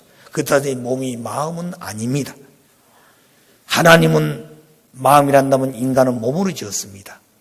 그래서 그 인간이 완성되면 하나님이 들어와서 사시는 성전이 되는데 그렇다고 인간 자신이 제2의 하나님적 가치는 가지만 하나님 자기 자신은 아니다. 그러나 우리 인간들이 살아가면서 인간은 제2의 하나님적 가치를 가졌으니 인간을 하나님같이 볼 수 있는 눈을 가져야 돼요. 아무리 바보 같고 아무리 미워한 자리에 나를 찾아오더라도 아버지의 마음을 가지고 본 눈은 원수시할 수 없다 이거죠. 그 다음에 인간의 말을 하나님 말로 들을 수 있어야 되고 인간을 신성하고 가치 있고 존엄적인 아버지를 닮았으니 그런 인간으로 내가 대할 수 있는 마음의 바탕이 되는 것이다. 그래서 사람을 그렇게 볼 수 있는 사람이 되는 내가 그 마음을 갖는 것은 하나님의 본체를 닮은 심정의 인간이 되는 것부터 시작됩니다. 하나님의 원리적인 실제로서 원리적 생활한 것처럼 우리도 그 원리의 본체 되신 마음의 본질은 심정과 참사랑을 닮아서 유야에 산다는 마음을 갖고 있지만 생활 속에 그렇게 실천이 끊임없이 변함이 없고 살아갈 수 있느냐 하는 것이 문제입니다. 자, 그래서 하나님 우리 인간과의 첫째 마음 몸의 관계다. 두 번째 부자의 관계라 그랬습니다. 모든 존재는 부모가 있어야 존재합니다. 부모 없이는 절대 존재하지 않습니다. 부모는 자녀가 있어야 부모가 된다. 부모 없이는 자녀가 없어요. 근데 가장 존귀하고 거룩한 최고의 자리가 부모의 자리인데 그 부모는 자식이 있어야 부모가 되는 것이에요. 그래서 인간의 최고의 소망은 참 부모가 되는 것이다. 사람은 태어나면 누구 집인가 아들, 딸로 태어납니다. 그 아들과 딸이 여러 측면에서 내적으로 외적으로 같이 해야 될 내용이 많죠. 그러나 가장 중심의 사상은 아들은 좋은 신랑감이 되는 것입니다. 딸은 좋은 신부감이 되는 것이죠. 그것이 근본이에요. 어머니 아버지가 가르치는 것도 너는 인물이 잘생겼으니까 앞으로 장관급이다. 그래서 무슨 법을 공부하고 그리고 정치학을 공부해서 그런 지도자가 되어라. 이렇게 교육할 수도 있죠. 그러나 그 본질은 아들로서 가야 될 길은 좋은 신랑감이 되는 것이죠. 딸은 여러 가지 측면에서 손이 예쁘고 피아니스트가 되고 소질이 갔으니까 무슨 성악가가 되고 여러 가지 설명할 수가 있습니다. 그러나 그 본질은 좋은 신부감으로 자라야 되는 것이죠. 좋은 신랑, 좋은 신부. 아무리 훌륭한 지식을 가지고 권력을 가졌더라도 여자가 시집 못 가면 어떻게 되겠습니까? 그건 폐물이라 그랬어요. 그렇기 때문에 유방이 울고 자궁이 울고 그리고 우리 인간의 생식기가 통곡한다 그랬습니다. 주인을 만나지 못했으니. 그런데 그런 마음을 하나님같이 느낀다면 왜 시집 안 가고 그저 박사학위 받겠다고 40년 50대 가겠습니까? 그래가지고 박사학위 받고 나면 시집 간다. 데려갈 사람이 없어요. 데려다가 그제 아들, 딸을 못 낳는데 어떻게 하겠습니까? 그래서 혼자 살겠다는 거지요. 혼자 사는 결과는 뭐냐? 젊었을 때는 좋지만 나이가 들어 걷지 못할 때 누가 부축해 줄 것이며 혼자 앉았을 때 그 처량한 모습을 그래도 말부실에 있어야 되잖아요. 그것도 안 되니까 강한 새끼들이 다 기르고 있더라 이거죠. 제가 지금부터 3년 전에 뉴욕에서 서울 오는 칼 비행기를 탄 적이 있습니다. 8월달 방학 때가 되죠. 우리가 외국에 나가서 비행기 타보게 되면 옆자리에 있는 사람이 같은 말을 쓰는 사람은 얼마나 반갑던가요. 그래 턱 탔더니 어느 여고생이 내 자리 옆에 앉아있어요. 그래 가서 딱 짐을 올려놓으니까 아저씨 이 자리가 아저씨 자리요 하고 얘기를 했어요. 그렇다. 그래서 앉아서 얘기해 보니까 중학교 2학년 때 유학을 갔대요. 그래서 너는 미국에 너희 친척이고 아는 사람이 아무도 없습니다. 그 어떻게 하겠느냐. 부모가 가락해서 갔습니다. 그래 가서 제일 먼저 느껴졌던 것이 뭐냐, 그리워진 것이 뭐냐 물었어요. 내가 과거에 섬에서 태어나가지고 육지로 학교 올 때 부모가 그리웠던 그 마음이 있어서 이 학생도 조국을 떠나고 고향을 떠나고 부모인지도 없고 아무런 내용도 없는 그런 외로운 자리에 가서 살 때 얼마나 외로움이 있었을까. 그걸 제가 알아보고 싶었던 것이에요. 그래 물었더니 이 학생이 하는 말이 뭐라고 그러지 않습니까? 우리 집에 강아지 새끼가 제일 보고 싶더라는 거죠. 저는 굉장히 충격을 느꼈습니다. 정말로 충격을 느꼈어요. 나는 어머니가 보고 싶고 아버지가 보고 싶다 생각했는데 자기 집에 강아지 새끼가 보고 싶다는 거죠. 그럼 지금 뭐하러 가느냐? 그 강아지 새끼 보고 싶어서 간다고 그래요. 저는 한마디로 마음속에서 너희 부모는 자식 농사를 잘못 지었다. 차라리 유학 보내기 전에 저 시골에 가서 농토를 가꾸면서 땅과 더불어 살았으면 그런 딸이 안 됐을 것이다. 이렇게 내 마음속에 중얼했습니다. 그리고 나서 많은 시간을 주고 얘기를 했어요. 그래도 이 학생이 뭔가 좀 달랐듯이 아저씨 목사예요 하고 묻더라고요. 그래서 제가 나는 목사 아니다 그랬죠. 그리고 말씀을 쭉 하다 왔습니다. 그래 마지막 나오면서 아저씨 안녕히 가세요. 자, 그러고 가기는 갔는데 그 마음의 본성적 내용이 근본적으로 달라졌더라 이겁니다. 여러분도 그런 생각하십니까? 강아지 붙들고 그 엄마가 엄마 여기 있다 엄마 여기 있다 강아지 새끼들 그 강아지 새끼 엄마가 자기예요? 이게 기가 막히는 거예요. 이것을 보편적으로 생각하는 것입니다. 자식은 멀리 띄워놓고 강아지 새끼 붙들고 사는 어머니가 있고 딸이 있어요. 어떤 동물을 사랑하는 내용도 있겠지요. 자, 그렇게 한 사람은 연기에 가도 그런 사랑에 그 동물은 그렇게 나타나게 됩니다. 언젠가 아버님께서 어느 분이 와서 물었어요. 아버님, 저는 이 세상에 동물 중에 제일 보기 싫은 것이 고양이입니다. 고양이. 소리도 야옹야옹하고 그리고 핥히고 그래서 제일 싫습니다. 연기에 가도 그 이 고양이가 나타나면 어떻게 할까요? 제일 싫은데. 그래 아버님 듣고 계시다가 네가 싫으면 연기는 고양이는 안 나타나는 거야. 그러시더라고요. 그러면 하나님은 지우는 모든 만물을 통해서 하나님의 본성에 대한 내용을 드러내고 싶었는데 싫어하는 것이 있으면 안 나타난다는 것이죠. 자, 그런 내용도 우리가 깊이 생각해 볼 내용들인 것입니다. 그래서 아들은 좋은 신랑, 딸은 좋은 신부가 되는 것이다. 그래서 소학교에 가도 선생이 그 본질을 놓고 지식을 가르치고 관계성을 맺고 교육해야 됩니다. 중학교 가도 그렇고 고등학교 가도 그렇고 이제 대학 가게 되면 청년기가 되는 것이죠. 그때 그들 마음속에 결혼관을 어떻게 가질 것이냐. 하루아침에 결혼관이 세워진 게 아닙니다. 복중에서부터 어머니 아버지로부터 그런 관을 가지고 길러와야 한다는 거죠. 소학교에 갔어도 중학교에 갔어도 고등학교 대학교에 갔어도 지식을 공부하는 학문은 넓혀가더라도 가장 중심전 본질의 길은 한 길이에요. 그것이 좋은 신랑, 좋은 남편이 되어 좋은 아버지로 가는 길이다. 그 다음에 좋은 딸로서 좋은 신부, 좋은 아내가 되어 좋은 어머니가 되는 길이다. 그 이상 없습니다. 남자는 좋은 아버지가 되는 거 그 이상 없어요. 어머니는, 여자는 어머니가 되는 거 그 이상 소망도 없습니다. 그래서 인간의 최고의 소망은 참된 부모가 되는 자리다. 그럼 그 부모가 그 부모의 자리에 들어가려면 아들, 딸이 있어야 돼.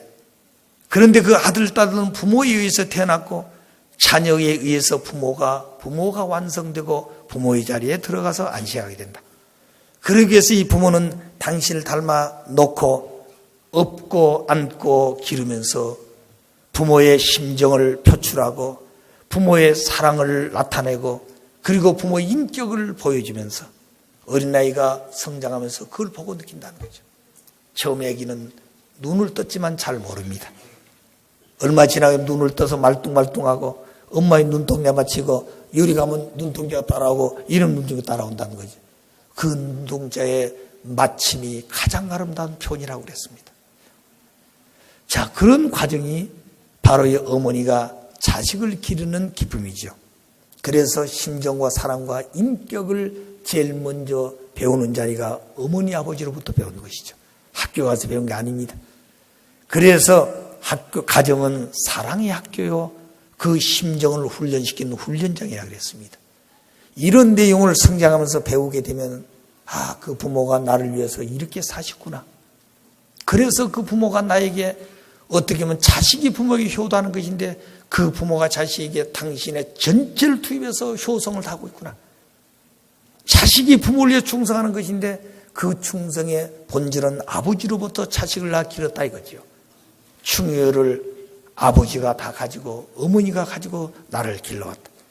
그때 그 자녀는 부모를 안다 그런 것입니다. 그럼 부모를 알므로 부모 앞에 내가 충효율을 갖추시죠. 이미 말씀했듯이 충은 내 마음의 중심이 무엇이냐. 그 마음의 중심이 부모라는 것이죠. 어떤 스승도 아니고 어떤 이론도 아닙니다. 그건 바로 나를 낳아 길러주는 무식하지만 그 어머니 아버지가 바로 내 마음의 중심이 된다는 것이죠. 여러분 어릴 때 보게 되면 세상에 제일 무서운 분이 아버지예요. 어느 남자가 와가지고 그냥 뭘 묻다가 A가 울고 돌아서면서 우리 아버지 데리고 와야 돼. 우리 아버지 이른다 그러고 갈 때가 있죠. 그렇게 자기 아버지가 최고요. 그런데 아버지가 누가 우리 아들 울리냐고 와보니까 옛날 자기를 가르치는 선생님이야. 그래서 아이고 선생님 어떻게 오셨어 인사하니까 이 애기 마음속에는 야 우리 아버지가 최고인 줄 알았더니 그분 앞에 머리 숙이고 선생님하고 보니까 우리 아버지가 더 힘센 사람도 있고 더 높은 분에 이렇게 생각할 수 있다는 거야 애기가. 그때 그 선생님이 그런다 했다면 그 부모 앞에 공손히 머리 숙여서 바로 이 자녀가 당신의 자녀입니까? 그리고 그 자녀를 드러내놓고 그 자녀랑 부모의 모든 것을 존경한다면 그 어린아이 마음속에는 야 저분이 우리 아버지를 이렇게 존경하는구나. 이렇게 생각할 수 있다는 것이죠. 오늘 우리는 그런 자리에서 왔을 때 자기 생각 가지고 화내고 화풀이할 것이 아니라 그런 상대의 환경을 잘 박자를 맞출 수 있는 내용도 갖추지 않으면 안 된다고 말입니다. 그런 내용을 잘 하신 분이 우리 참부모님이세요. 그래서 마음의 중심이 부모온다 한다면 효는 무엇인 것인가? 내 마음도 하늘에서 부모로서 왔고 생명도 부모에서 왔어. 뜻도 이상도 부모로부터 왔어. 그래 내 마음과 뜻과 성품과 생명을 다해서 내 마음의 중심된 부모를 위해 살고자 하는 마음이 효라는 것입니다. 그 다음에 열은 무엇인가? 그 남자 여자가 그 부모를 바로 알고 모시기 위해서 남자가 부모에게 돌리는 기쁨, 애교 다릅니다. 딸이 부모의 기쁨과 애교에 대한 내용을 통해서 나타나는 대상이 다 다릅니다. 그렇기 때문에 어떤 집은 아들만 하고 딸이 없어요. 어떤 집은 딸만 여럿이 있고 아들이 없어. 그 가정은 사유기대를 이루었느냐? 자식은 있지만 사유기대가 완성이 안 됐습니다. 그 말은 창조의 동기가 심정이었어. 그 하나님의 본질 속성이 심정이라고 말입니다. 그럼 아들만 대하는 부모의 심정하고 딸만 대한 부모의 심정은 한쪽은 아직도 남아있다는 것이죠. 이 마음을 죽기 전에 어디서 채울 것인가? 그래서 아들밖에 없는 그 가정에서는 며느리를 데려올 때 그 며느리를 딸과 같이 데려와야 한다는 거죠. 자기 며느리를 생각하면 안 됩니다. 그래서 그 딸을 데리고 오손도 손잡고 다니면서 이런 것은 이렇고 이런 것에서 그렇게 길러이던 따뜻한 어머니의 마음, 며느리를 그렇게 키워야 된다는 것이죠. 또 딸밖에 없는 그 집에는 아들을 통해 길러본 생각은 할 수 있지만 실제 느끼고 채우는 완성이 안 됐어. 그러니까 사위를 데리고 오면 사위를 그렇게 대해야 한다는 것이죠. 그러면 사위는 뻣뻣해가지고 나는 그렇게 실수 그러면 안 되는 것이죠. 그런 자리에 자기가 스스로 돌아가야 돼요. 그렇다고 자기 인격이 낮아지거나 자기 존재 가치가 낮아진 것은 아니다. 더 높아지고 귀한 것이. 그런 내용들을 통해서 아버지, 어머니가 아들을 통해서 딸을 통해서 느껴야 될 심정의 실체가 되지 못했던 분야를 채워가는 것이다. 자, 그럼 한 가지 물어볼게요. 여러분 가정에 딸이 있고 며느리가 있는데 누가 더 중요한 분이에요? 딸이 더 중요하지요. 딸이 자기 핏줄이니까. 그래요? 그렇지 않습니다. 아버지 말씀에 딸도 귀하자면 딸보다 더 귀한 것이 며느리라 그래서. 왜 그렇습니까? 딸은 수없이 시간을 가지더라도 계대를 이어주지를 못해. 그러나 며느리는 바보같이 생겼더라도 계대를 이어줄 수 있다. 그게 귀하다는 것이죠. 그렇기 때문에 며느리를 함부로 대하지 말고 자기 가문의 가장 귀한 존재로 대하고 사랑해야 한다는 것이죠. 그러면 그 가문은 번성하고 발전합니다. 아시겠어요? 그때까지 며느리가 콧대가 높아가지고 아이고 우리 부모가 그냥 나를 이렇게 존경하고 있구나. 그럴수록 자기는 더 낮아져야 되지 콧대를 키워가지고 내 말 들으랍니다. 그것은 낙제생이 되는 것이 심정세계의 낙오자가 된다고 말입니다. 그래서 그 자녀가 부모로부터 배운 심정과 사랑과 인격을 알았을 때 그 마음의 중심이 부모요. 그 부모를 위해서 마음과 뜻과 성과 생명을 다해서 부모를 섬기고 모시는 것이 효요. 그런 아들과 딸로서 그 부모의 본성의 심정을 유발할 수 있는 대상이 아들, 딸로 나타나는데 그것이 횡적으로 본 열이라는 것이죠. 그 자리의 결론은 모심이라는 것입니다. 부모를 모시는 것이죠. 그런데 이 자녀가 이런 자녀로서의 부모의 심령과 인격을 닮아서 부모를 모시는 충효의 도를 나게 될 때 비로소 이 자는 나이가 어리더라도 자녀의 자격을 갖췄다 그런 것입니다. 자기 나이가 어리더라도 그러면 그 자녀의 자격을 갈 때 비로소 그 자녀를 통해서 부모가 부모의 자리에 돌아간다. 그래서 과거에는 부모의 이름만 가졌습니다. 이제 부모의 자리에 돌아가는 것이죠. 그게 정착이고 그게 안식이라는 것입니다. 거기에 기쁨이고 거기에 평화가 되는 것이죠. 그런데 이 원칙을 놓고 볼 때 인간이 완성하게 되면 비로소 자녀의 자격을 갖췄기 때문에 부모 대신 하나님은 이름만 부모로 가지고 계시다가 비로소 부모의 자리에 들어가서 안식하고 기쁨을 느끼게 되는 것이죠. 그 자리가 바로 아담 여가 당신의 몸이 되고 성전이 되는 것입니다. 타락한 인간들은 인간의 슬픔의 대상이 되었습니다. 그러니 하나님은 부모란 이름만 가지고 있지 누가 하나님을 부모로 불러본 사람도 없습니다. 다만 불렀던 창조주 하나님. 자, 그리고 여기에 사탄이가 들어왔으니 사탄이를 중심해서 사는 자식들이고 부모는 있지만 하나님을 부모로 모시고 사는 아들, 딸이 채 산 사람은 없다. 자, 그럼 여기에 대한 총 결론은 어떤 것일까? 오늘 우리는 본연의 아버지, 아들, 딸 돌아가기엔 내 자신이 완성해서 자녀의 자격을 갖추는 것이다. 바로 이 자리가 아담 가정에서는 아담애가 완성해서 참부모가 되는 자리인 것입니다. 참부모는 원리의 본체 대신 무형의 참된 부모의 본체에서 오신 실체로 현현하신 원리의 본체이기 때문에 그 하나님의 본체 속에 가진 비밀을 전부 드러내서 밝히게 되는 것이죠. 그 결론은 그 말씀을 듣고 자녀 자격을 갖추자는 것입니다. 그래서 이 부모는 자식을 위해서 충효를 먼저 표현하고 가리키는 것이요. 부모는 그걸 하지도 않고 자식을 위해서 너는 나에게 충효를 돌라. 그것은 유선적인 존재가 되는 것이죠. 부모가 다 그 길을 가면서 보여주고 개척이기 때문에 자식은 그 길을 따라가는 것이죠. 그리고 우리 속담에 효자 집안에서 효자가 나오고 애국자 집안에서 애국자가 나온다고 그랬습니다. 왜? 어려서부터 듣는 애국자들 얘기를 들었어. 충신의 도를 그들 속에서 들어왔어. 그러니까 애기들이 크면서도 그런 마음이 컸다는 것이죠. 옛날에 서당 가서 공부했던 그 어린아이들이 그리고 그 마음속에 자기 가문을 내가 일으켜 세워야 되겠구나. 우리 종족을 대표해서 내가 중심이 되었구나. 이 나라에 애국을 할 수 있는 주인이 되었구나. 어린 마음속에 그것이 성숙되었다는 거죠. 요새는 대학을 나오고 석사 박사 학위를 받아서 지성이라는 자리에 서 있으면서도 그런 가치관에 다 희박해졌습니다. 그것이 없어 있다는 것이죠. 자, 그러므로 우리가 생활 속에서 한 예를 들어 본다면 부모는 자식을 위해서 이미 다 헌신하고 다 가르쳐 줬습니다. 자식은 그 길을 따라서 아버지 앞에 열매를 맺어드린 것이죠. 여러분, 부모가 자식을 기를 때 오줌똥을 애기가 살 때 맨신하다고 어머니가 아기를 때리거나 싫어한 적이 없습니다. 지금은 아기들 키우기가 참 쉽죠. 그러니까 그냥 기저귀 일회용 기저귀 딱 채워놓고 오줌 갖다 딱 벗겨서 쓰레기통에 넣으면 똥을 쌌어. 치울 필요 없어. 갖다가 넣어놓으면 되는 거죠. 또 새가 채우면 돼. 옛날은 그렇지 못했습니다. 목화를 심어서 무명을 만들고 배를 짜고 그리고 애기 기저귀를 까면 아주 실을 가늘게 해서 끝이지 않도록 그렇게 만들어서 기저귀감을 딱 맞춰서 잘라서 끝이프는 전부 실로 감고 그래서 몇 번이고 빨고 다듬이질하고 또 비비고 그래서 계속 차곡차곡 애기 날 준비를 하는 것이죠.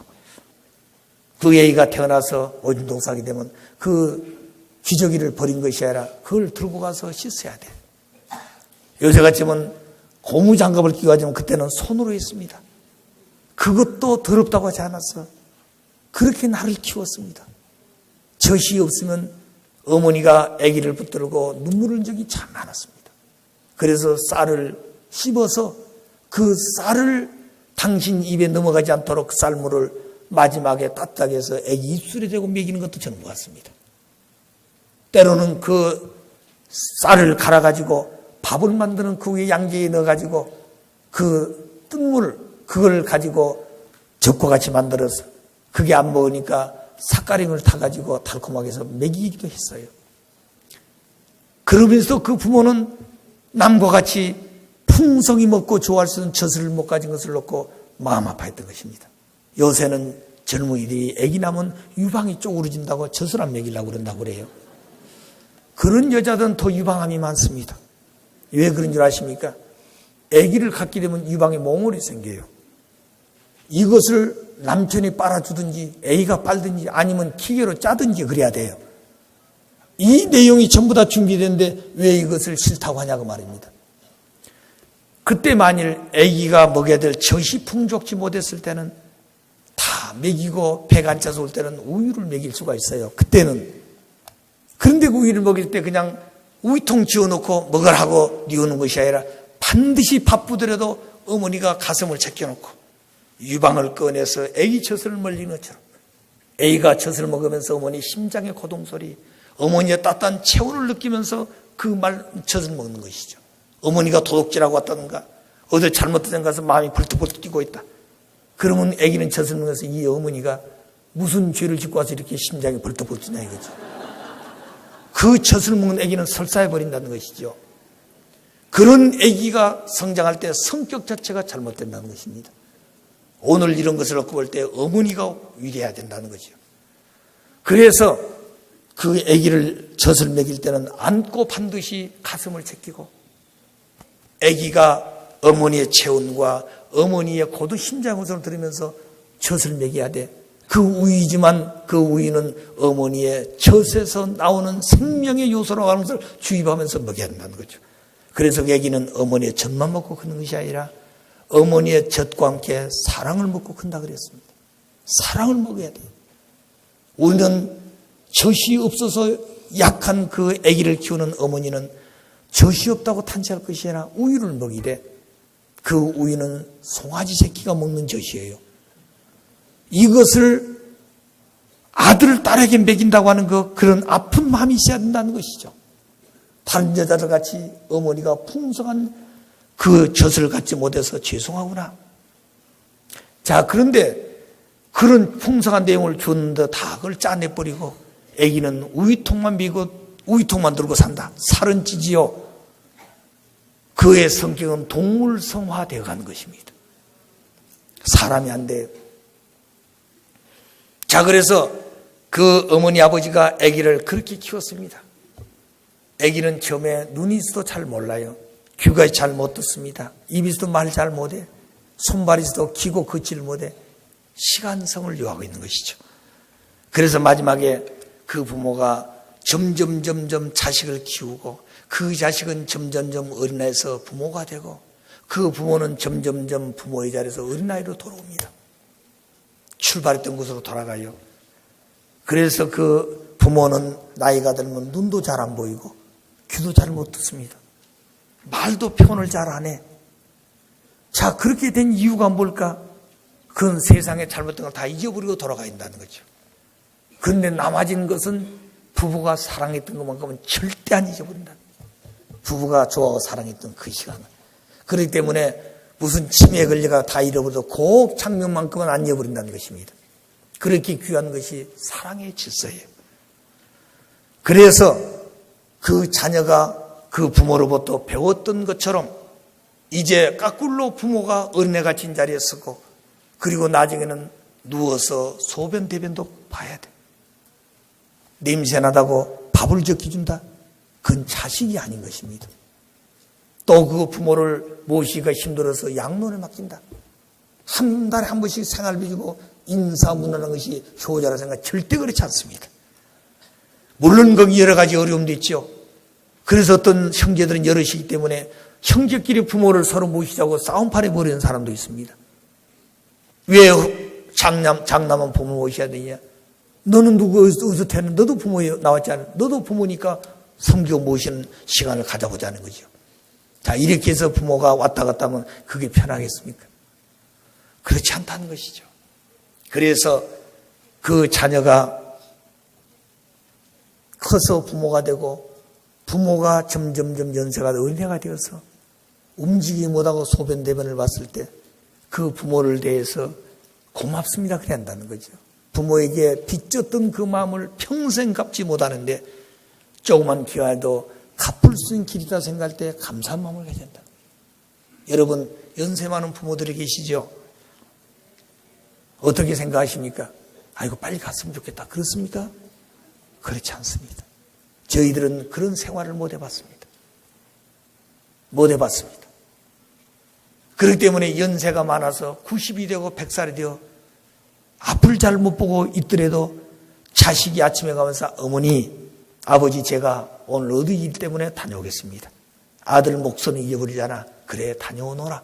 하루 종일 기다리고 있다는 거예요. 그래서 누군가 발소리를 하면 아무개 하고 문을 열어서 확인해 보려고 한다는 거예요. 그때 그 아들이 어머니 아들이 왔습니다. 그 말 한마디 복된 말이에요. 그 어머니가 방에서 아들이 왔느냐 하는 그 말이 가장 그 아들에게는 복된 말이에요. 그 이상 희망이 없어. 그 부모하고는 어떻게 그런 말을 표현할 수가 있습니까? 못하는 것이죠. 그래서 살아계신 부모를 잘 모시고 섬기십시오. 그래서 오늘 세상은 살아실 때 잘하라고 노래도 있지 않습니까? 부부도 마찬가지요. 살아실 때 잘해야 됩니다. 죽은 다음에 울고 보고 소용없어요. 아시겠어요? 그때 와가지고 내가 좀 잘 자랄 것인데 살아실 때 잘하지요. 왜 후회해요? 그런 생각 이제부터 하지 말자는 것이죠. 자, 그래서 부자의 관계가 하나님과 우리 인간의 관계성에 되어진 것이라는 것을 말씀을 드렸습니다. 아담 해와는 하나님의 자녀로 태어났다. 참사랑은 직단글을 통하기 때문에 참사랑은 참 생명과 참 혈통으로 연결되는데, 이런 원칙에 따라 하나님은 당신을 달라 아담을 지었습니다. 아담은 하나님의 아들이면서 하나님의 몸이다. 해와는 하나님을 닮은 하나님의 딸이면서도 하나님의 상대로 지었습니다. 그 아담이 하나님의 아들의 몸이니 해와는 하나님의 장차 신부가 될 사람이에요. 그러므로 그 해와는 아담의 부인이기 때문에 하나님의 신부가 될 상대적 존재다. 이 원칙을 따라 아담의 결혼은 하나님의 결혼입니다. 무형의 본질은 하나님이 실체를 쓰고 현현하는 것이죠. 그러므로 아담이 하는 본 사람은 바로 그분이 하나님이다 그 말입니다. 그분이 하나님을 완성시켰다는 것이죠. 그분이 하나님을 현현시킨 것입니다. 그분이 하나님의 체를 쓰고 살아가기 때문에 하나님의 핏줄을 이어줄 수 있는 초대 조상이 되는, 그것이 인간 조상이 되는 것입니다. 이대는 조상이 될 수가 없어요. 이대는 참부모의 자리에 나갈 수가 없습니다. 참부모가 승리했던 기준을 닮아서 그 길을 나도 따라가는 것이지, 그분이 참부모가 절대 되는 것은 아니다. 그래서 아담 해와의 첫사랑은 하나님의 첫사랑이고 첫날 밤이 있었을 것입니다. 하나님은 지금까지 체를 쓰고 실체로 사랑을 해보지 못하셨다. 따라서 하나님의 정자는 먼 여행길을 걸어오셨다. 그 생명의 정자실을 심을 수 있는 여성을 만나지 못했어. 그러므로 하나님은 아들, 딸들이 이 땅에 현현했어요, 안 했어요? 안 했다고 말입니다. 우리는 지금 건강해서 그 말씀을 듣고 있는 것이에요. 그럼 우리는 주고받은 아들도 하나님의 아들, 딸로 생각했는데, 아버님 말씀이든 너희들은 하나님의 아들, 딸이 못 갔다는 거예요. 참부모도 그 자리를 가고 있어. 그 자리가 기원절로부터 시작된 것이죠. 그런데 그 자리를 향해서 지금 가고 있는데, 그럼 너희들은 누구 자식이냐? 사탄 자식이냐? 아닙니다. 우리는 참부모의 자녀라는 것이죠. 그래, 참부모의 자녀로 우리를 세워서 길러왔기 때문에 참부모가 3번 결혼하셔서 하나님의 실체적 존재가 된다면 그 자리에 우리도 동참해 주겠다고 말입니다. 그래서 하나님의 옥세를 받아야 될 에덴 동산 아담 해와에게 주지 못하고 나왔던 내용이 이제 실제 참부모가 승리해서 그날을 맞이했으니 참부모로 말미암아 나타난 축복 가정들은 참부모와 함께 그 자리에 가서 하늘을 받은 옥세를 너희들도 똑같이 주고 싶다 그 얘기예요. 그게 바로 종족종 메시아로서 하나님의 조국 광복을 출발한 첫 번째 출발점이 됩니다. 그래서 오늘 이 종족종 메시아가 중요하는데 그 사명을 못했으니 다시 재림주가 승리했던 것처럼 재림주를 닮아서 종족적 메시아, 그것이 새로운 종족적 메시아, 신종적 메시아가 됩니다. 그래서 참 부모님의 현현하심으로 비로소 실체 정착을 하게 된 것이다. 자, 그 내용이 마지막 완성된 것이 기원절 날이다. 그날은 천지가 화답하고 역사가 모두 바꿔지는 천지 대개혁기고 변혁기가 된 것이다. 그때부터 잘못된 것은 전부 정리가 돼야 됩니다. 사상도 무슨 유심님을 무슨 두 주류의 사상에 나타났던 싸움 다 없어집니다. 인간도 마음 몸이 갈등하고 있다. 그런 존재도 이 본연의 자리에서 설 수가 없습니다. 자, 그런데 우리는 그런 마음들을 배우고 있으면서 어떻게 살 것인가? 한편은 고민도 해야 되겠죠. 고민한다고 된 게 아닙니다. 그 내용을 이루려고 노력해야 되죠. 자, 그러면 우리는 승리하게 된다는 것을 말씀을 드립니다.